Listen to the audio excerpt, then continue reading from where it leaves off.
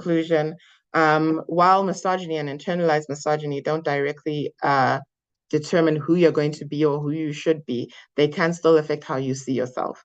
And so if we eradicate them, we can make safer, more open environments for everyone, and we can progress more, because when we show up as our authentic selves, we can accomplish so much more, in that we can show people what it is that we have to offer, what it is that we are good at. We can play at our strengths rather than trying to play at the mask that we're wearing. So that's why it's important to let go of those preconceived notions and really be ourselves, be open, be respectful, and allow people to live in dignity. Don't try and pull people down because they're not fitting in your idea of what a man should be or what a woman should be or how we should show up.